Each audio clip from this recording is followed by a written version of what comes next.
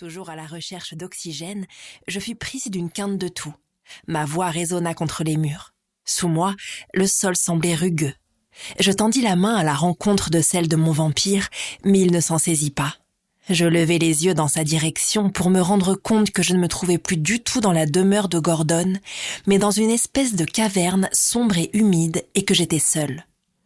Sans rien comprendre, je portai les mains à mon cou, puis à ma tête. Elle était toujours là, attachée au reste de mon corps. J'en levai une devant mes yeux. Je pouvais toujours bouger. Pourtant, quelques secondes plus tôt, Stan se tenait au-dessus de moi et m'arrachait la tête. Je me redressai en arrivant enfin à prendre une grande inspiration encore un peu tremblante. Où était-il ? Où étaient-ils tous passés ? La vraie question aurait dû être « Où étais-je ? Où avais-je atterri ?» J'observais les alentours qui ne ressemblaient plus du tout à la grande salle où je venais de mettre fin à la vie de Gordon et de mes amis. Ma gorge se serra à l'évocation de Soraya et d'Isabelle. Je ne les avais pas vues exploser, mais leur pouvoir m'avait rejointe, je l'avais senti. J'étais un monstre. Il n'y avait pas d'autre mot. J'avais éliminé tant de gens, avec tant de sang-froid et tant de plaisir.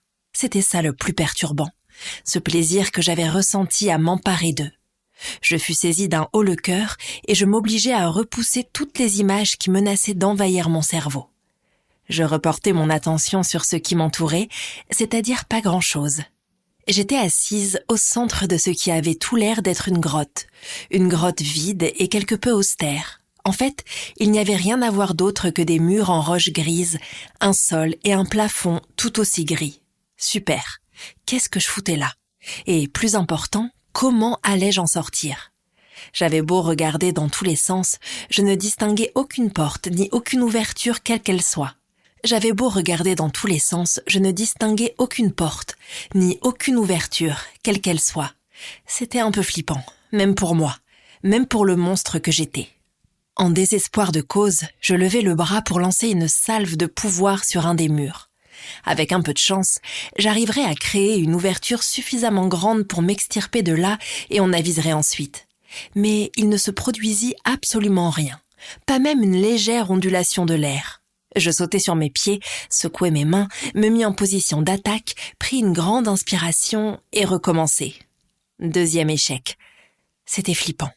Je n'affectionnais pas particulièrement mes pouvoirs, surtout quand on voyait ce qu'ils avaient fait de moi, mais je n'étais pas emballée par le fait de les perdre alors que je me trouvais en si mauvaise posture. Je m'approchai d'une des parois et posai la main dessus. Je fermai les yeux, me concentrai sur la sensation de la roche contre ma paume et la visualisai en train d'exploser. Je me remémorai les conseils d'Oma lors de mon apprentissage, sentir les éléments, ne faire plus qu'un avec eux et ressentir leur intention. Je ne rencontrai pas plus de succès. Mon pouls s'emballa. J'allais vraiment finir par paniquer et regretter que Stan ne m'ait finalement pas arraché la tête. J'aurais préféré 1000 fois mourir de ses mains que de pourrir ici pendant, allez savoir, combien de temps un vampire était-il capable de tenir sans se nourrir ? Et en sachant que je défiais toutes les lois des créatures surnaturelles, combien de temps allais-je pourrir ici avant d'être enfin libérée par la mort ?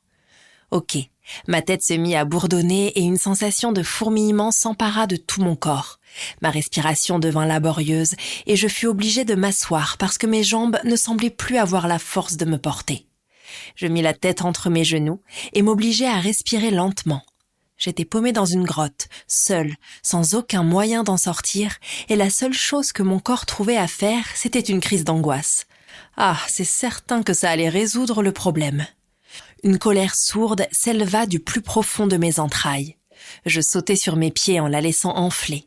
Lorsqu'elle atteignit son paroxysme, je la visualisais remonter le long de ma colonne vertébrale, glisser le long de mes bras jusque dans mes mains et s'en échapper dans une immense boule de haine pouvant tout pulvériser sur son passage.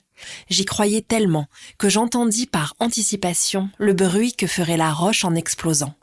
Mais, comme les tentatives précédentes, rien ne se produisit. Je hurlai de rage. J'extériorisais ainsi toute la frustration, toute la peine, toute la peur et toute la colère qui se consumaient en moi depuis des semaines.